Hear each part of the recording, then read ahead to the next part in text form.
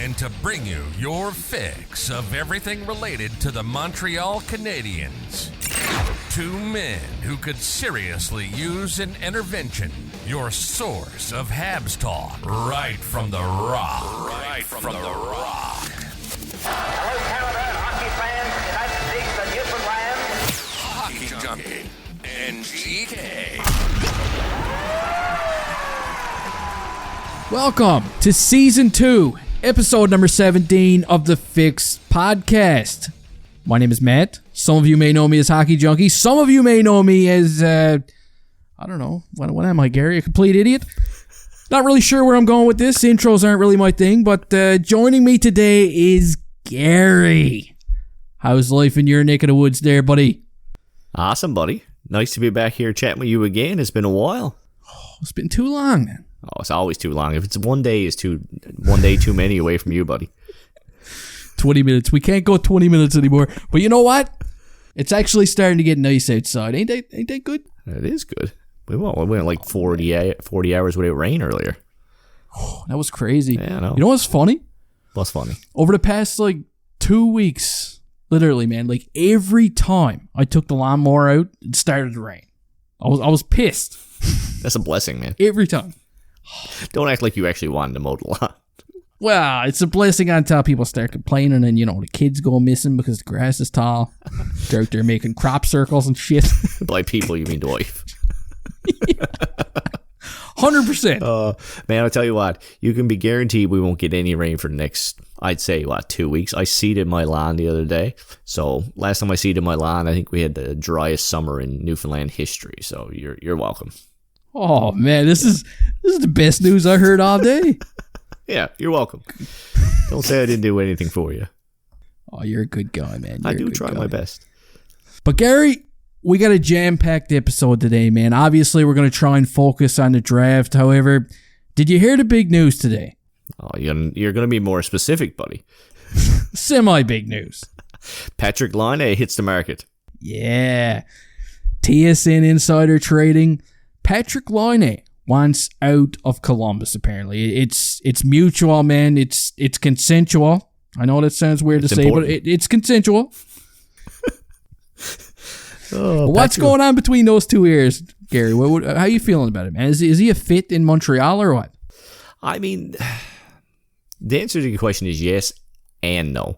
So he fits the Kent Hughes reclamation project mold, doesn't he? You got a guy who's huge potential, bigger than anybody else they've signed to date since Hughes has been there anyways. Huge potential, some injury issues, underperforming, in an environment that's not conducive, maybe doesn't fit his style of play. So in that regard, there is a fit there. He also, he would fit if he can kind of turn his game around. He ticks a lot of boxes for Montreal Canadiens. He's a pure goal scorer. He's pure offense, man. When he's on the go, when he's playing his best, and when he's healthy, he is an offensive catalyst that Montreal hasn't had for a generation almost. So he ticks the boxes like crazy.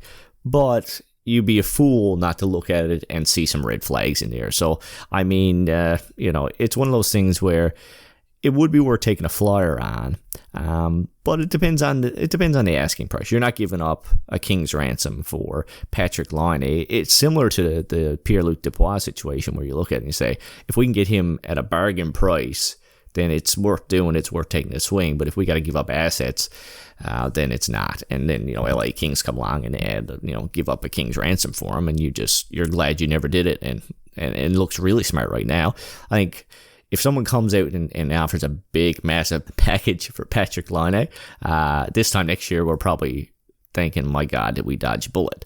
But if the market stays low on him and you can get him at a song, then I think, Montreal could be an environment where, the media murkies the waters, but Martin St. Louis has made an environment there that is conducive to growth and conducive to getting the best out of players who have underperformed. So you never know. What do you think?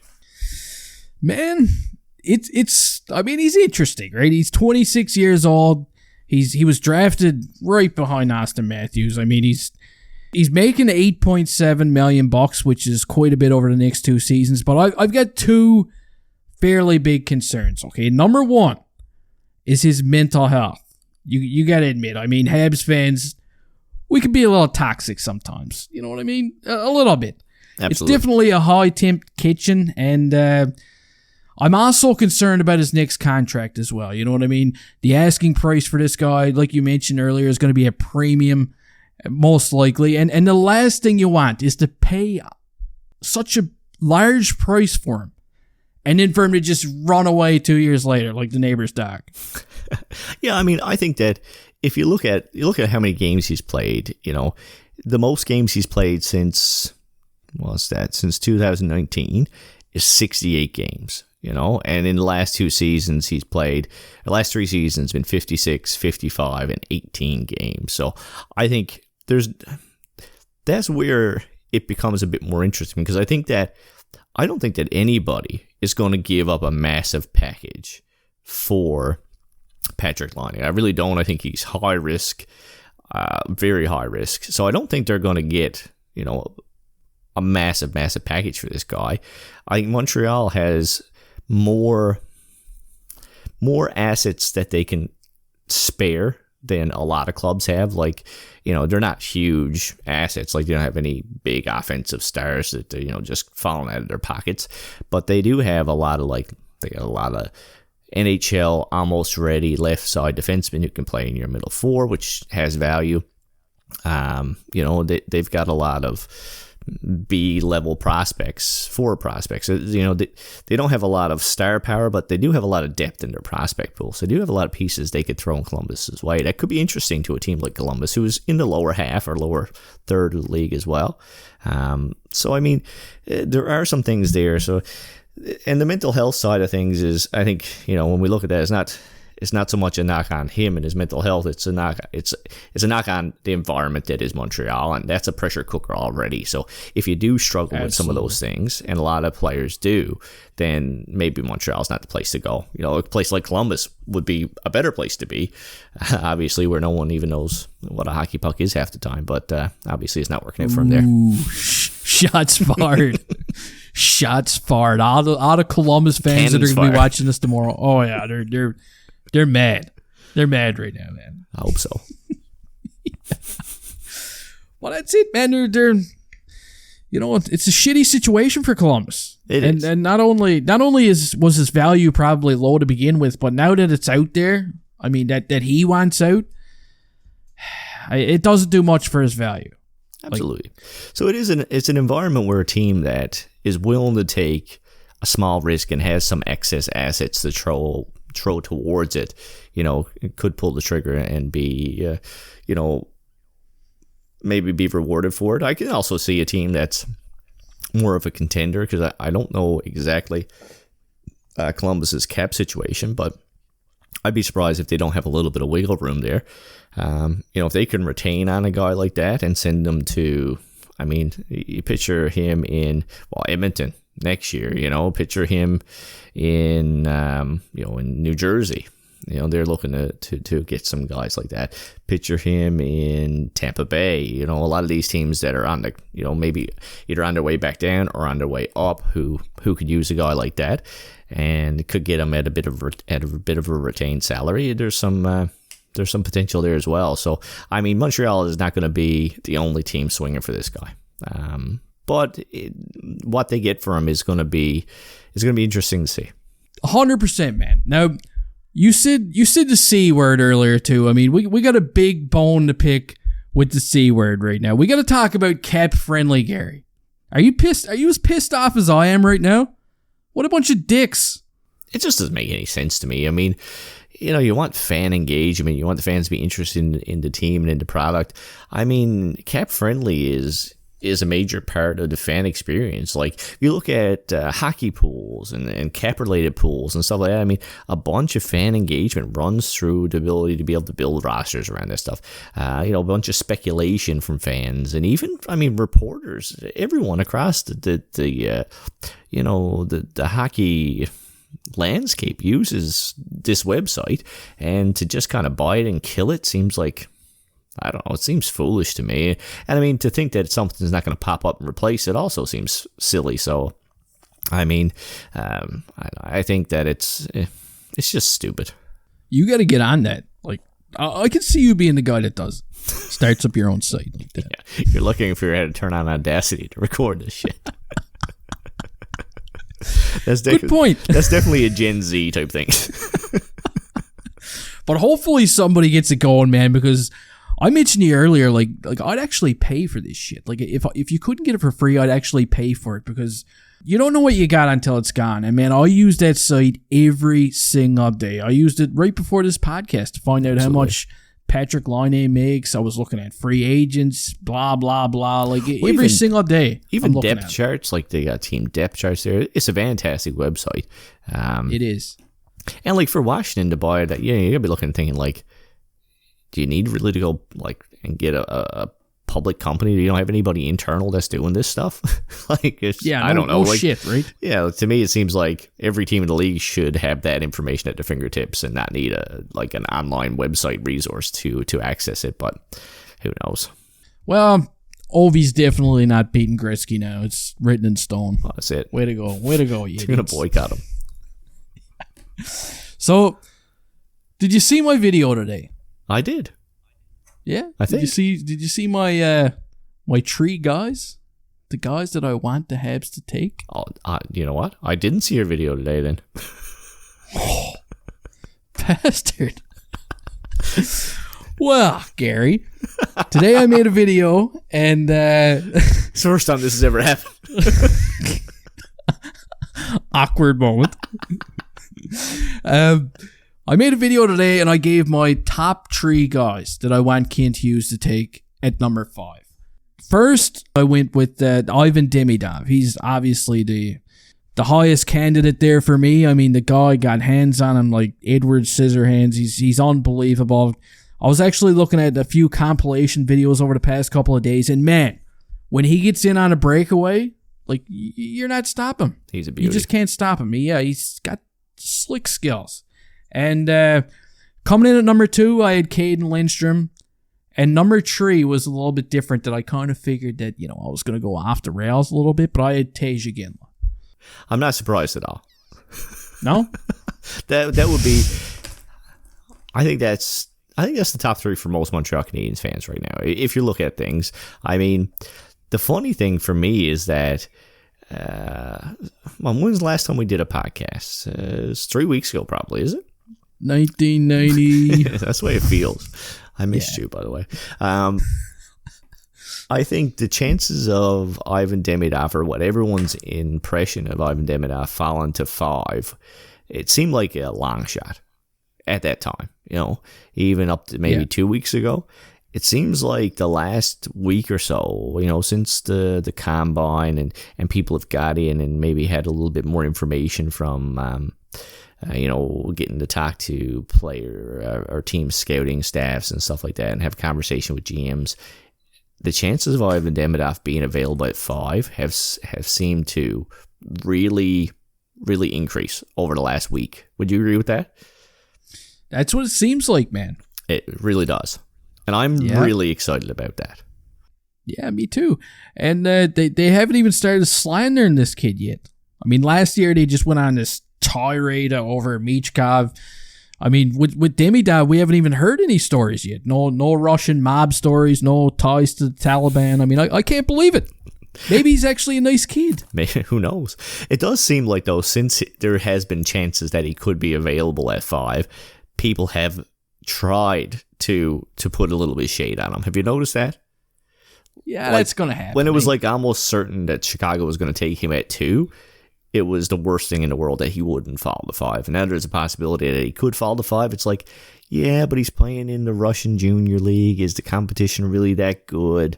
And is he going to get to play in the KHL next season? That's the biggest one that I've heard, is that if SKA thinks that he's not going to be sticking around, are they just going to shove him down in junior and leave him there and not give him a shot in the KHL to progress and to build his game next season? Which I didn't hear 3 weeks ago when it looked like he was going to be going to Chicago. But the last week or so, I have heard that argument pop up. Have you heard that? Yeah, you know what? Like, I could see it happening, but it would be a dick move for them to do something like that. Obviously, we all want to see him play in the KHL. But I mean, to me, like when I'm looking at his highlights, like it doesn't matter if he's playing in the KHL or the MHL. Like the kid's got hands. He's got the skill set. That's not even a question. No, absolutely. I mean, how many kids go? All right, say if you take Lindstrom, right? Yeah. He's going back to the OHL next season. Yeah. Right? Almost 100%. Unless he comes in, like, makes a massive impact at camp. There's not many kind of number fifth overall picks that are kind of walking into the NHL next season, unless they're in a very exceptional draft year, maybe. But for the most part, those guys are going back and putting up at least one more season in junior. So if Demidov does go back, and I know the Russian Junior League is not the CHL. I know that, but it's still, it's still the league that he played in last year that he's impressed in. If he does have to spend another year there, there's not to say that he can't grow his game in ways like, look at Nick Suzuki, spent 2 or 3 years in junior before he made the jump to the NHL. So there's ways to grow your game and to become a better player, even if you're not moving up leagues. There's things you can work on. And I would assume that whoever drafts Demidov, their staff is going to speak to him about those things, about things to work on in his game. So I think, if he's there, I think you jump like you just sprint to the stage and don't let Carey Price anywhere near the mic to mess up his name and just draft him. Yeah. Ivan. Oh, man. You know what? Apparently Kent Hughes is going to meet him really soon, man. That's what I've been reading online anyway. There's a meeting planned and they're pretty high on him. I know it's a long shot, but if Kaden Lindstrom and Ivan Demidov were available, there's some guys out there that think that they'd probably take Demidov over Lindstrom, which is kind of crazy considering, what happened last year when you look at it. I mean, it's kind of on a normal, yeah. And I think to me, the biggest indication that Demidov could end up in Montreal is that Grant McKaig is talking about Ivan Demidov ended up in Montreal. You know what I mean? Blows my mind. Like that to me, that is, and don't get me wrong, like McKaig's not the end all be all, but it seems like yes, he is. He's got, maybe he is. Yeah, the last couple of years he has been. When he gets his teeth into a guy, he does have some connections throughout the league. There's no doubt about it. I mean, he is in the scouting circles. Oh, he's the Big Dipper. He is, and he talks about like public lists versus club lists and stuff like that, and different teams lists and how they kind of prioritize players and stuff like that all the time. So, I mean, if he's saying there's a good chance that Demidov is going to be there at 5, and if he is there, the Montreal will take him, then I tend to listen to that. So I mean, I like him, and I like Kaden Lindstrom too. And I think if Demidov is not there and Lindstrom is there, again, you sprint up there and you take him. I do think like with Lindstrom right now, injuries to his back, to his hand, there's a couple of flags around him there that aren't around Demidov. Maybe more legitimate concerns for his career. The back to me is a bigger concern than a hand or something like that. Backs are tricky. From a physio perspective, there's a lot of uncertainty there, and those things tend to reoccur. They tend to come back on you. There's a huge demand on your low back, when you play any sport, but especially at a professional level, and when you need to do conditioning on a regular basis to maintain your level of fitness to compete at that level. So, now not to say that would prevent me from drafting the kid. Obviously, they're going to do their due diligence, but to me, that's a bigger question mark than he might play in Russian Junior League for another year. So, and I think that Demidov's offensive upside is massive. To me, it really is. Like, I think he's got a legit chance to be a point per game player, or maybe exceed a point per game pace in the NHL, be a legitimate star in the NHL. Whereas I think Lindstrom has the potential to be a really good player in the NHL, like in the caliber of Nick Suzuki, which obviously is fantastic. But Nick Suzuki's never going to be a superstar. I think Demidov has the potential to kind of hit that potential. So it's going to be interesting to see. And how excited would you be next season, like knowing that in the near future, a guy like Ivan Demidov, who could be this 100-point player, I mean, there's potential. I mean, I'm not saying he's going to come into the league and get 100 points every single season. No. But down the road, I mean, it is a high possibility. That's his ceiling is there. Yeah. Like that's exciting, man. Like, we don't have anyone like that. We go nuts over guys like Joshua and Owen Bick, who are two beauty of players, but geez, if you put them together, you don't have an Ivan Demidov. You know what I mean? Like, those guys are middle six forwards, and we're excited to see them. Because, I mean, that's important parts of a hockey team as well. But like you say, I mean, we haven't have a player with 100-point potential in our system. Too long, man. Too long. Honestly, I couldn't tell you the last time we drafted a guy who could even potentially hit that level. Yeah, not to say the guy who hasn't done it. But yeah. Oh, man. Let's not get into that. Moving on. Kaden Lindstrom is the next guy we got to talk about. You kind of went into it about the back, and you know what? The back does scare me on Kaden Lindstrom, I got to say. It probably scares me a little more than a lot of people because I got back problems myself, and man, I tell you, when my back gets bad, it doesn't happen very often. Like, in the last 2 years, it might have happened for like 2 weeks, but when it happens, like, I'm just an angry bastard, man. Honestly, it feels like your life is over. It gets that bad. It's not good. No. And I mean, like, all right, you look at, say, a shoulder, for instance. Like, you know, you tear a muscle in your shoulder or a labrum in your shoulder. You dislocate your shoulder and you have surgery. You know, it's very kind of mechanical. You go in, you fix up those mechanical structures, you rehab it, you let it rest, and you come back. And a lot of times, you know, I won't say it exceeds what it was before, but if you rehab it properly, it won't be a hindrance on your career, and your risk of re-injury is relatively low. You know, knees are a bit more unpredictable because they're, you know, more in the line of fire. You just look at the game against, Edmonton, Florida game the other night. You see how easy it is for someone to get smacked in the knee. But again, like, the protocols for knee surgeries and knee rehabilitation for MCL and ACL and all the different injuries that you see, you know, these kids kind of get a lot of times. There's protocols in place for those things. There's surgeries that have shown to be effective, you know, at this level. You can brace a knee, you know, you can do a bunch of different things, and you can rehab it properly and give it enough time. Again, look at Andrei Markov with all his knee injuries, comes back and puts in another 3 years and retires. You know, and it's not the reason why he retires. So, I mean, for those injuries, wrist, hand, you know, a lot of stuff, you can work around it. Your back is a different beast, you know. Back surgery in a teenager, and look at that. And I don't know that he had back surgery, but even a back injury that kind of keeps a kid out for a long period of time, you know, even if it's muscular, that stuff reoccurs on a regular basis. Like, that happens a lot.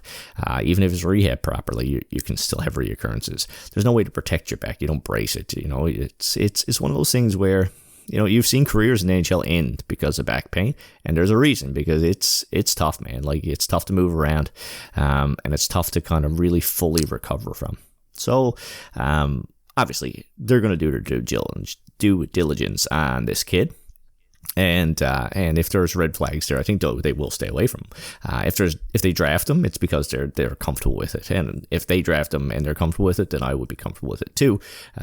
But I could see that being a thing that would kind of scare him away. And if Demidov and Lindstrom were there, I think that would be, or should contribute to their decision. And I think they go with Demidov. Such shitty luck, though, for Kaden Lindstrom. Like, when you look at the grand scheme of things, right? Yeah. Having such an incredible year, the guy is jacked, man. Did you see his combine interview? Like, he's a beast. Man, he's a big dude. Like, and you know what? What a guy to add to the team. It could be the best thing that happens to some hockey team, because that could cause him to slide, and he could be a beast for his entire career. Yeah, you know what I mean? Man, and like, I was looking at highlights of him. He plays a physical game. Like, he ticks all the bills for me. That's the kind of guy that I'd love to see the Canadiens have in the lineup. Like, I'd be so happy if they drafted him. But again, the back scares the shit out of me, man. The only guy that's ever had a bad back and was okay was probably Mike Tyson. Did you ever see Mike Tyson's interview when he was talking about breaking his back one time and he was really pissed off at the interview? No. Yeah, man. The interviewer kept asking him, "What happened?" "My back. I broke it. Spinal." It's funny, man. I gotta send you later. You send me the link. It was good stuff. Yeah. But if Mike Tyson was available, where would you pick him? He'd be going first. Oh, absolutely. If you didn't pick him, he'd kill you. At least chew your ears off. Man, I wish I could just toss that guy on the fourth line. But just for the influence he could have on Jack Eye. Yeah, oh yeah. I do think, though, like, if Demidov is gone and Lindstrom is there, even given what I've said and whatever, they'll do their due diligence. If they're comfortable with him, I think they'll still take him at 5 if he's there. Yeah? Yeah, I think you're even right. Even if Celebrini and Demidov are the only 2 forwards taken, you feel like they would go with Lindstrom at 5? I feel the same way. I think so, yeah. Yeah. I think the bigger question comes, and I'll let you get into it, but if both of those guys are gone, that's when it gets a bit more open for me. Yeah, no, there's a lot of options that are going to be available, and a lot of guys that are rising. Beckett Seneca, I'm looking at you. A lot of guys that are falling. Cole Eiserman. I mean, that's a name that the Canadiens even had their little lunch date. Took him out and had a couple of Lunchables with him. Crackers, cheese, and ham. But charcuterie. But yeah, he's fell down quite a bit, and I don't know, man. Like, I look at a guy like Iginla, and that's the guy that I'm taking, just because, for one, like, he puts the puck in the back of the net. Like, the guy is an incredible goal scorer. Put up lots of goals, 9 goals in 11 playoff games when it mattered the most. And he's Jerome's kid. I mean, what more do you want? It's in the bloodline. And like I said earlier today, man, like, people talk like, that don't matter. But it does matter. It does matter. It does matter. Yeah. Freaking right, it does. I'd take it. I'd take him at 5 if I had to. The Kachucks are kind of proof of that, right? I think there's a lot of parallels between Kotkaniemi at 3 and passing on Brady Kachuk and Iginla, at 5. If you pass on him and take, say, Senek, especially, if you do the comparison to Kotkaniemi, I think that's a fairly close. Now, I'm not saying they're going to be the same player or it's going to work out the same way. Don't get me wrong, but when you look at the late rise of a guy, a European player who is a little bit less kind of known, late rising. That was Kotkaniemi in his draft year, man. And then you got the, North American kind of, player who plays with a lot of grit and a lot of intensity, puts up some points, but, and again, I think is probably more prolific in his goal and his point production than Kachuk was. But there's a lot of parallels between those 2 drafts. So I think, taking a guy like Senek over Iginla would make a lot of Habs fans very, very nervous, especially if the Senators come in and then draft Iginla right after us. That would be like, oh come on, man. Like, that would be... Can you imagine? There'd be a lot of people holding their breath for an entire year or 2 to see what happened after that one. I guarantee you that. I will say this, though, like, there's a reason that in a lot of draft mocks that are going around right now, that guys like Demidov and guys like Lindstrom are available at 5, or, sometimes we're even talking about the potential of both of them being available at 5. And that is that there are, by and large, a lot of really good defensive prospects in this draft. Oh, you had to say it, didn't I you? did. And I mean, when you look at it right now, in a scenario where both Demidov and Lindstrom are gone at 5, that means that only one of the top defensemen in the draft have gone by the time Montreal picks at 5. So you got to look at a guy like Iginla and say that if you consider him the 4th best forward in this draft, the 4th best forward in the draft is better than the 2nd best defenseman in a very, very, by all accounts, top-heavy defensive draft. Your 4th best forward is better than the 2nd best defenseman that's available. Oh my God, it's going to be another Tylenol kind of podcast, ain't it? Do you know what I mean? Like, and I'm still not, if they went there and they took Iginla after, Demidov and Lindstrom were gone, I would still be, I think, probably okay with that because, the state of Montreal and everything else. It's just, I mean, when you put it like that, In a very top-heavy defensive draft, you got a potential to draft the second-best defenseman. And instead, it's a fairly good forward draft as well, but you draft the fourth-best forward instead. I don't know, like... Yeah. You know what I'm saying. I don't even know how I'm going to act if the Canadiens pick a defenseman. Like, I honestly don't know, because I'm not prepared for it. I know. It's got to be a I'm right actually hand. not. But listen, I'm putting that out there. It's worst case scenario. I said that, I think, like months ago. That would be worst case scenario for the Montreal Canadiens fan base anyways. That would be worst case scenario. I don't think that's going to happen. I think either Lindstrom or Demidov is going to be available. I really do. And I think they're going to take one or the other. I'm just being devil's advocate here. I really like Iginla. I really do. And I'd be fine if they took him at 5. I'm just thinking, like, in the scenario where they do take Iginla at 5, it's going to be Iginla versus the second best defenseman in the draft. You know what I find kind of scary? Like, everybody talks about, okay, if the Canadiens pick a defenseman, that's fine, because they'll move him, right? They'll move one of these 400 defensemen for a young forward in the NHL, and everything's going to be wine and roses. It's all going to be great. But so far, we haven't seen any indication of defensemen going anywhere. I mean, I'm sure, yes, they're trying to work on a trade, but it's kind of scary, because you're getting back a player, a forward, that a particular team is okay with moving. Do you know what I mean? Do you know what I'm getting at? I do. Yeah, man. Like, the Canadiens are in a position of weakness still. Yeah, you got all these defensemen. That's good. That's strength. That's the position of strength. But they're also in a position of weakness, because they're the ones that got to move a defenseman for a young forward. The other team probably doesn't have a surplus of forwards. They don't have to move this forward. Like, it's a mind fuck to think about. But that's just how I see it, man. Well, you're looking at, like, all right, Montreal right now does have an abundance of especially left-handed defensemen, but just young defensive prospects in general. And there's only 6 spots on a roster. There's not many teams out there that have too many offensively gifted forwards. Yeah. Where it's a problem. Yeah, exactly. Like, you got young forwards, you can slot them in on the second line, you can slot them in on the third line, and let them grow into a role. The guys get hurt, they can move up and play. They're playing on the roster regardless. You'll find a place for them. But defenseman is different. It's a harder situation for Montreal.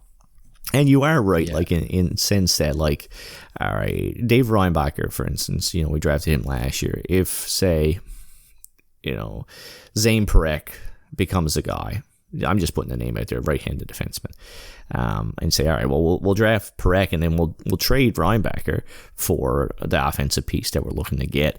But Reinbacher's value is not going to be maximized for 5 years from now. Legitimately, like, before he becomes a piece that's going to bring you back a top 6 piece, unless someone really loves him and is willing to move an offensively gifted, prospect in return. Like, Reinbacher's value is all potential right now. There's nothing written in stone. So he doesn't hit his peak value for another 3 years for sure, which doesn't really fit the bill, So I think that, for me, I think Demidov or Lindstrom is there at 5. Even if they're not, and even with what I said earlier, I think the Montreal Canadiens bite the bullet and take a forward at 5 regardless. Whether that translates into the best decision 3 years from now and looks really good 3 years from now, I don't know. But I think that's what they will do, because I think it makes the most sense for them as an organization right now. So I think that's what they'll do. So I just want to put it out here before I forget. We are live streaming during the draft, right? We are. I am. Yeah. So, yeah, exactly. We are. Yeah. We're doing it. Now imagine if we're live streaming and San Jose takes Celebrini, and then the next 2 picks are literally like Demidov and Kaden Lindstrom. Like, that's... Yeah. Jeez, man. How are we even going to react for picks 4 and 5? Like, it's going to be bonkers. And then imagine if Iginla goes at 4. Okay, well, I'm shutting her down if that's the case. Like, the stream's over. We're done here. That's here, folks. I mean, it opens up a whole different level of things, And I still think Montreal probably comes in and takes the best defense or best forward available, whoever they think that is. I mean, there's opportunity then. Maybe they say screw it, and instead of taking a D, they trade down a couple spots. Maybe, but I don't think like that doesn't happen very often in the top 10 that you see a team trade down. So I mean, I don't know, but I think we're getting less and less likely all the time. Like, we can talk about the what ifs and what if this happens, what if that happens, all till we go blue in the face. But I don't know, man. That would be interesting. Did you see Snake? Is it Snake Boisvert? Is that his name? His draft rankings, his final draft rankings. I didn't see his. What did he say? He put him out. Okay, first is Macklin Celebrini. Yeah, which is pretty much everybody's. But then number 2 right away, he goes with Trevor Connolly. Number 3 is Ivan Demidov. Number 4 is Beckett Seneca. Number 5 is Sam Dickinson. Just to put it out there, Zane Parekh is number 10. Kaden Lindstrom's number 9. Lev Shinov's number 11. Iginla's number 12. Man, it's all over the place. It's pretty wild. Yeah, it is. And you know what, though? Like, I kind of like looking at him like this. I don't know why. Just because it's someone else's opinion, right? I'm not ripping on him or anything. I'm just saying it's fun to look at. And I mean, who knows what individual like franchises have as their draft order? Like, we don't know. We assume that there's a lot of public lists out there, and there's a lot of relative consistency. Players move around a couple spots here or there, but the top 10 is relatively consistent. But you don't know what that looks like in each individual, war room, and what their decision making process is going to look like. The Snake guy, I don't know him. He's on. I'm with Tony Marinaro a bunch. In general, I don't think I've ever agreed with one of his takes. Like, ever. No. But he is controversial, and he's entertaining, and he's very passionate about what he says. And I'm after seeing him and McKay kind of go head to head a couple times, which I like either way. So locking horns. Yeah, very different perspectives on how they look at things. So it's interesting to see. Like I said, it's great to see someone else's perspective on things. Snake wakes up every morning and puts Aunt Jemima pancake syrup on his pizza. That's what he does. This kind of guy he is. Yeah, absolutely. But now that Cole Eiserman is kind of like on the back burner. Because remember last year when we were looking at the rankings and Cole Eiserman was like top 5 on pretty much everyone's ranking, man. Cole Eiserman was the bee's knees back in the day. Remember that? The good old days. Other than Celebrini, he was the next guy. Yeah, man. He was on the tip of everybody's tongue, and now all of a sudden he's kind of fell back a bit. And the Canadiens took him out to dinner, like I said, the Lunchables, the crackers. I'm wondering if he gave Gordon the Kit Kat because that was the game breaker. Everybody knows that. If he gave him the Kit Kat, Gary, could we see the Canadiens trade Winnipeg's first round pick and try and move up to grab Cole Eiserman? Like, is that realistic? I think it is realistic. I don't know that I don't see Eiserman falling out of the top 10. Do you? Man, I don't know. It would be crazy if there's talks that he will. If he falls out of the top 10, I mean, there is a possibility that's going to happen. But I think if he falls out of the top 10, there's going to be teams, a lot of teams that are looking to move up. I think the price of moving up then goes up as well. You know what I mean? You don't just give 26 and a Kit Kat and move up there. Then I think that if he's available, then the price to get up there is going to go up. But that being said, I do think there's a. I put the chances of Montreal moving that 26 overall pick at like 70%. Like, there is a chance they could take a pick, and I think there could be a good player available there. But in a deal that either makes them move up or to pick a guy like Eiserman or I mean, even Seneca could fall. There's a bunch of guys who we've talked about that, like said, some people got him in the top 5 and some people got him in the top 15. So there's a lot of movement there. There might be a guy that Montreal really, really likes who is around in that kind of mid-teen range, and they're willing to move up and take a swing at. So it wouldn't surprise me if that would happen. What that package would look like, we'd have to sit down and chat about it. But Montreal definitely has the assets to do that. And then the other kind of thing that comes into play is another Kirby Dach or Alex Newhook type move, where they move that pick and maybe another asset, and bring in another kind of middle six type of guy, which could also happen. So I think that between those two options, I think it puts it about 70% that they move that pick. I like option A better, personally. This year I do too. Yeah, it makes more sense right now.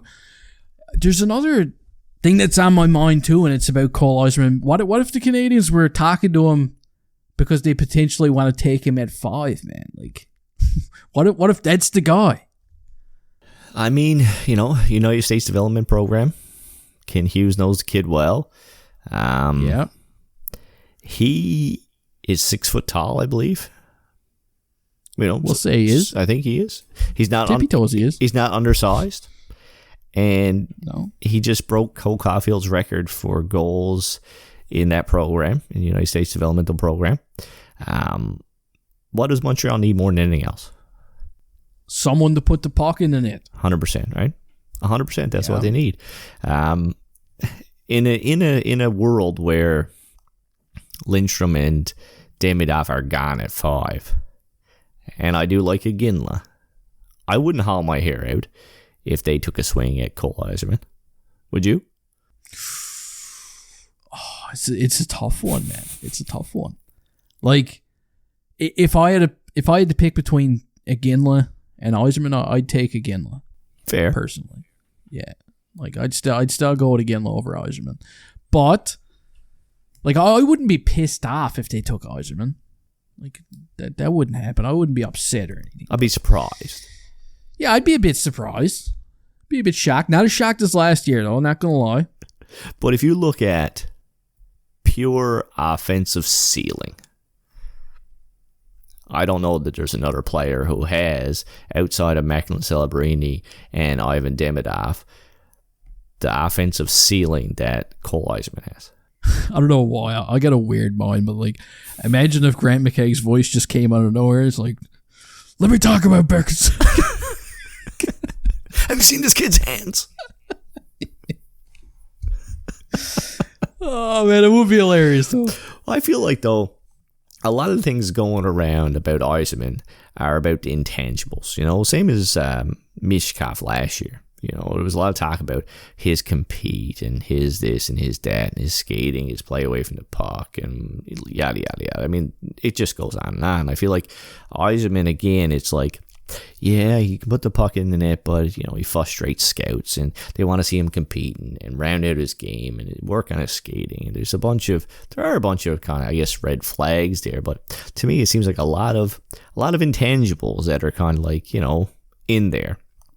And at the end of the day, if you can put the puck in the net, man, you can almost figure out anything else out. I mean, even Mike Hoffman had a couple of good years in there, So, I don't know. Like, I don't think it will happen. And I don't know.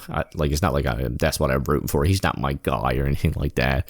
But day of the draft comes around, and, Iginla, Demidov are gone. And instead of not Iginla, sorry, Lindstrom and Demidov are gone, and instead of Iginla, they decide to take a swing on Eiserman. I'm surprised, but I don't think I'm like, oh my god, that's the worst thing they could ever done. Why did you have to bring up Mike Hoffman? Nobody can talk about Cole Eiserman without bringing up Mike Hoffman for some reason. Jeez. and Mike Hoffman's like the last Vienna wiener. Vienna sausage in the tin. He's the last Vienna sausage, the one that right in the middle where, I don't know, you just don't eat it. I know what you mean. Every time I talk about Mike Hoffman, all I picture is your video clip of him like trying to slash the boards and fall him down. I know, that'll be forever Mike Hoffman for me. Yeah, he's got his own specialized folder on my PC for sure. He's always going to have a special place in my heart. Oh, God. But like, if we walked away from this draft with, like, all right, Ivan Demidov and Cole Eiserman, or Lindstrom and Eiserman, or even Iginla and Eiserman. Oh, wicked. Like, as far as... That's a lot of goal scoring picked up. It's a lot of goals picked up, right? And I don't think it doesn't move the needle for next season. I don't know, and none of these guys are going to move the needle for next season, but if you're looking at the 3-year outlook for the Montreal Canadiens, if they draft both of those guys, it just goes, it goes crazy, really. And the other thing goes, too, if you draft either, again, Demidov or Lindstrom, and then you do pull another Doc-esque move, you're still looking at 3 years from now, your top 6 adding either Lindstrom or Demidov, and another legitimate top 6 piece, whether that be Trevor Zegras or Martin H's, or there's a couple more names that we mentioned there. Sam Bennett. Sam Bennett, yeah.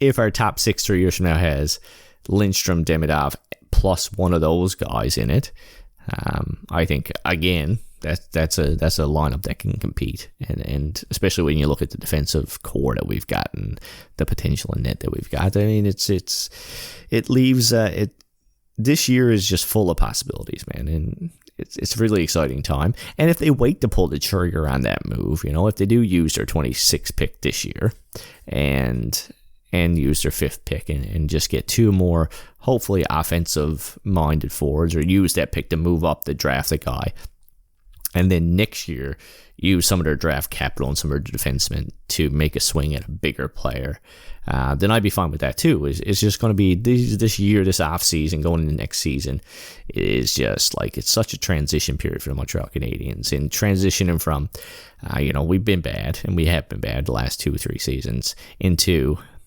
starting to see what our competitive window is going to look like, and how, Hughes is going to manage that transition, and how good this team can actually be. And the potential is there, man. It's really exciting. The Habs are getting close, man. Real close. And when you first started talking about picking Iginla and Eiserman, like, if that scenario ever played out, or Lindstrom and Eiserman, and then watching 2 of these guys break into the league together, man, can you imagine how exciting that would be for Canadiens fans? It would be right up there with, like, remember that season when Galchenyuk and Gallagher first broke into the league? Absolutely, man. That was wicked. And then in 2015, 2016 too, I looked it up while you were talking, Anthony Duclair and Max Domi broke into the league for Arizona, and they went on a rampage, man, in their rookie seasons. It was wicked. Absolutely. Like, that's exciting. And the biggest difference is there for Montreal and in the Arizona case is that when Gallagher and Galchenyuk broke into the league, Montreal had Carey Price and not a whole lot else. No, that's true. You know what I mean? Like, from a forward perspective, not to take away from those teams, because, Subban was there and, Markov was there, but, like, hard to press to look at that and say they were a powerhouse team. But if, like, Iginla and Eiserman step into this team 2 years from now, they're going to be stepping into a team that has a really nice foundation. Nice core. Good, solid defensive prospects who can do a little bit of everything.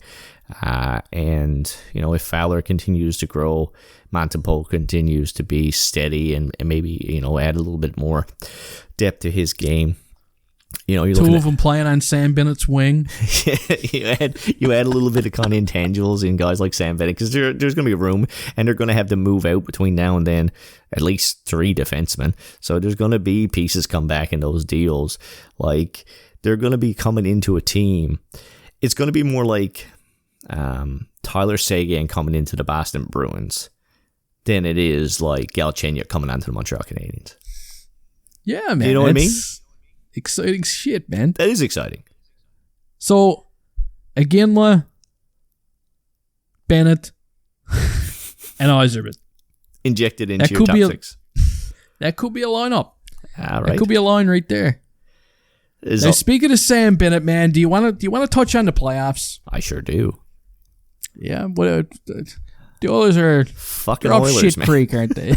They're up shit creek without a paddle right now. It's bad. It's pathetic. Oh, man. 0-2 in Florida. I was hoping they'd split the series at least. I want the Oilers to win. I do. I want to see McDavid hoist the cup. But geez, man, did they ever... And the first game, they outplayed the Panthers.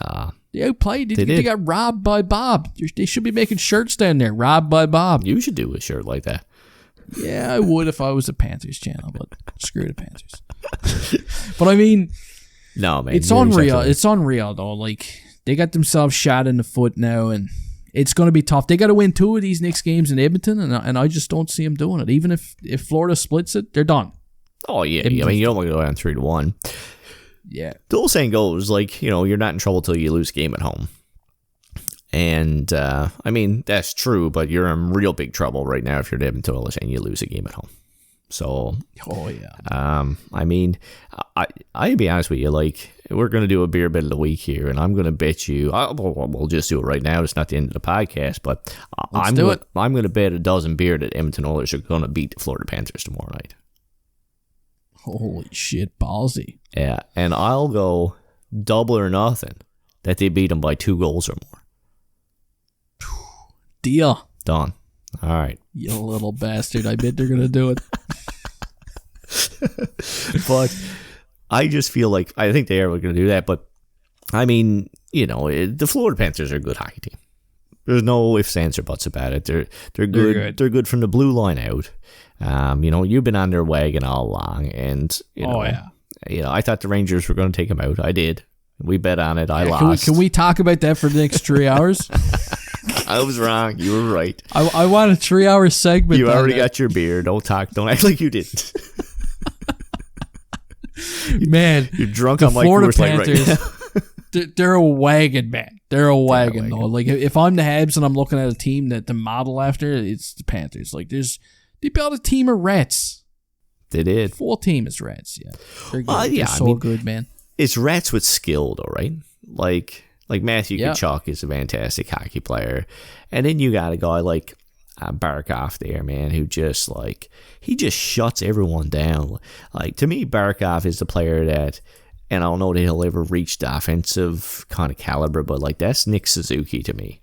That's the type of game he plays. He shuts guys down, makes every right decision, doesn't give his opposition a lick at any point in a hockey game. He's perfect, man. He is. And then when you add a guy like Matthew Tkachuk along with that, and then you get goaltending like you're getting from, Bobrovsky he's been playing unreal. Like he did all last year in the playoffs. I don't think it shouldn't surprise anybody.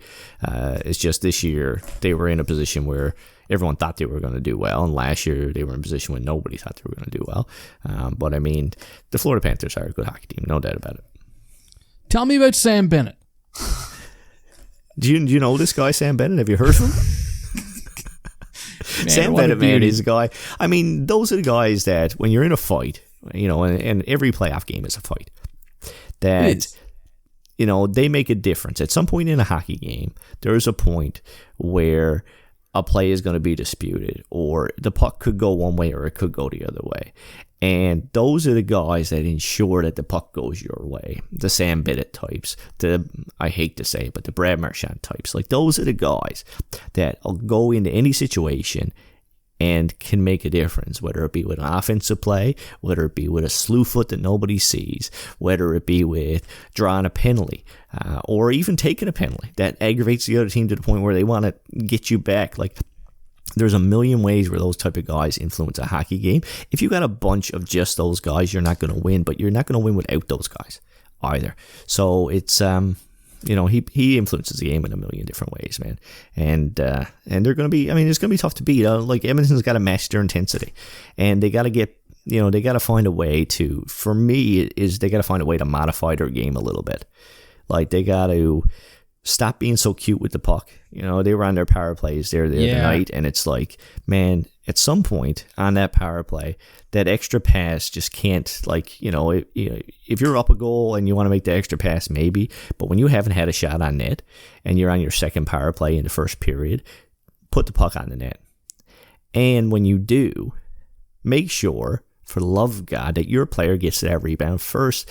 They were getting eliminated. Every chance they had was the only chance they had on their power play. Either they were making one too many passes, and the Panthers had fantastic sticks. The puck was getting deflected.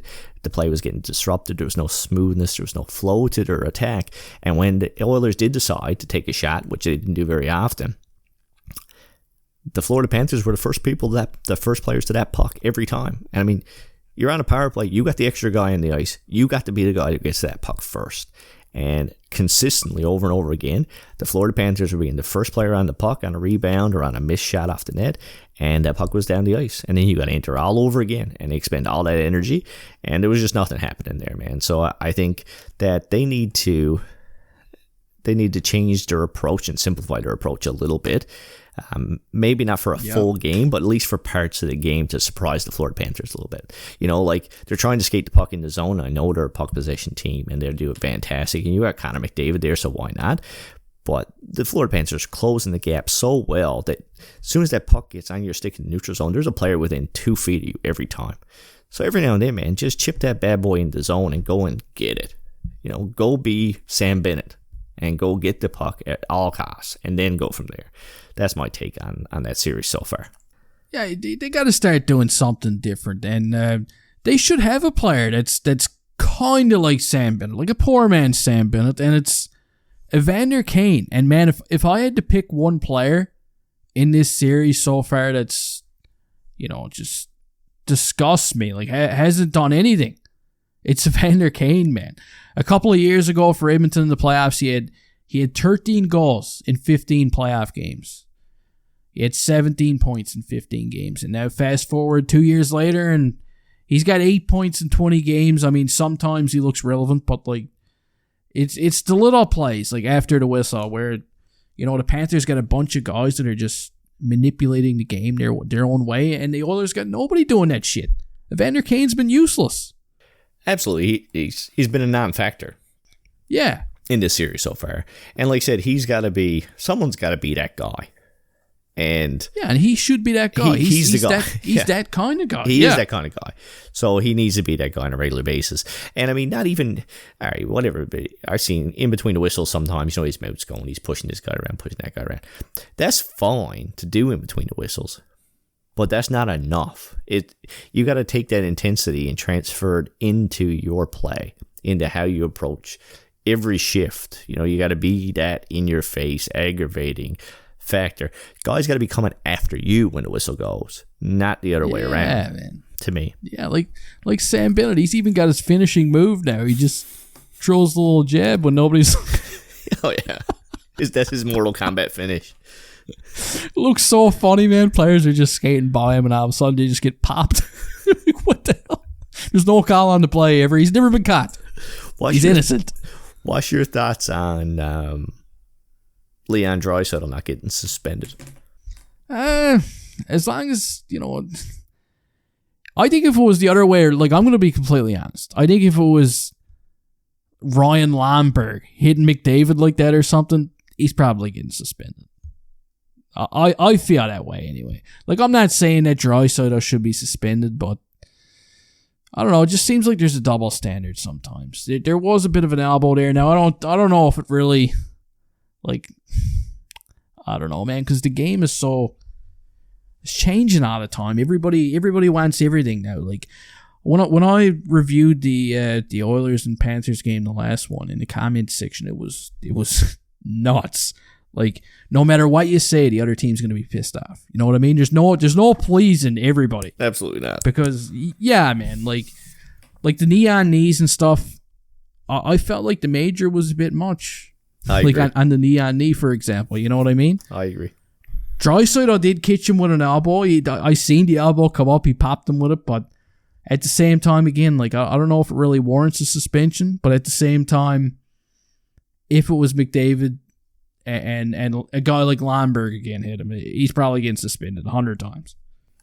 Yeah, I think you're kind of a very good synopsis of it. To me, I don't think he deserved a suspension. I think he deserved a penalty. I think that was more than enough. Yeah. even with Barkov being hurt, I still don't think it was a suspendable play, especially in the playoffs. You know, a regular season might get him a game. In the playoffs, I don't see it. But you're not wrong. Like, had it been a nobody even on Edmonton who popped Barkov, because it's not like Barkov is nobody. There probably would have been more of a result from that. And imagine if it was Matt Rempe. Yeah, I mean, Rempe would never play hockey again, probably. You can't even breathe on someone's neck, man, without getting suspended. The referee would have suspended him for 5 games from the ice. Oh, yeah, for sure, man. Here's another one. Sure. You see the missed call on the puck over the glass? Yeah, I mean, man. Tie game, Edmonton's on a 5-on-4. And that was, how do you miss that? How is that not a reviewable play? I know, it's weird, ain't it? How do you not just look up at the Jumbotron and be like it's right there, it's on a replay. Look up. I know. Edmonton's coaching staff was losing it. He got his shit together quick, though, eh? Like, he lost his shit, and then he was like, oh, fuck, they can see me on camera. I gotta calm myself down. Yeah. He's like, shit, the Junkietron. Yeah, but that's exactly what he was thinking. Boston. Not again. His kids are looking the next day and laughing at him.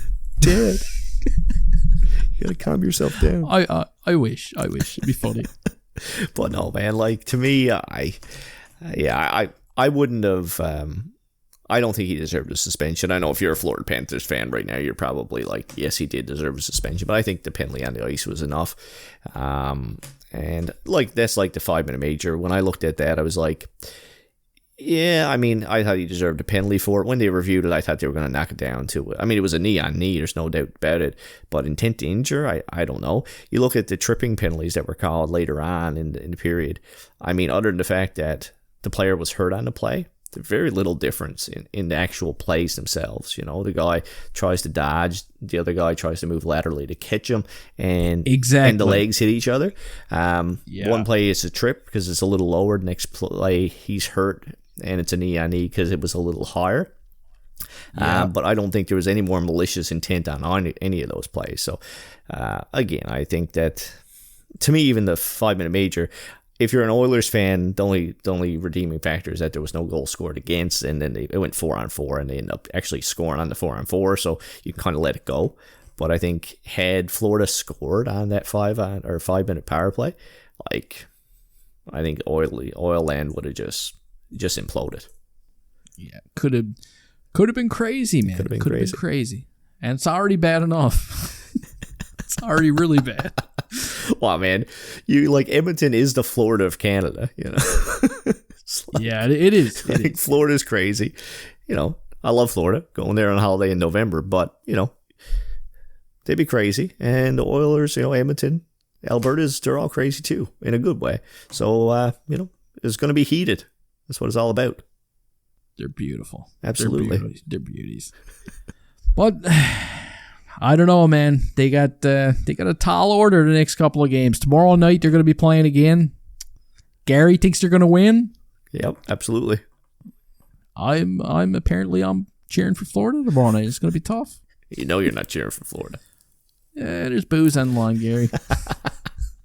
What's your take on the whole Canada's team thing? Let's finish off on that. Canada's team? What do you mean? Know, like everyone's like, well, you got to cheer for Edmonton because they're Canada's team. For me, well, like, if it was the Leafs, if they were playing Russia, I'd still cheer for Russia. Yeah, man, I would never cheer for the Leafs. I mean, it doesn't matter. If you're out there and you're looking at a Calgary Flame fan and saying, you know, you're not really patriotic if you're not cheering for Edmonton Oilers, no way.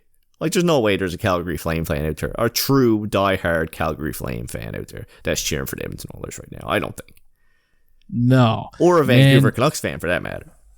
I know a lot of Edmonton fans and a lot of Flames fans. Lived in Alberta for 10 years. I've been getting the inside scoop, man, and there's a pretty good war going on. Really, I've had a Flames fan text me as soon as the Oilers were going to the finals, and he was like, man, I might need a spot to lay low. So if they win the cup, I'm leaving. And he was serious. Absolutely. Yeah, man. Like, he was pissed. He said, I can't live here like this. Well, that'd be me if the Leafs ever win a cup. Yeah, it'd be bad. I spent 6 years in university to not go to Alberta, but if the Leafs win a cup, I might go out there for a couple of years. You're going to be a rig pig for Fuck it. for a solid year. I'll figure it out.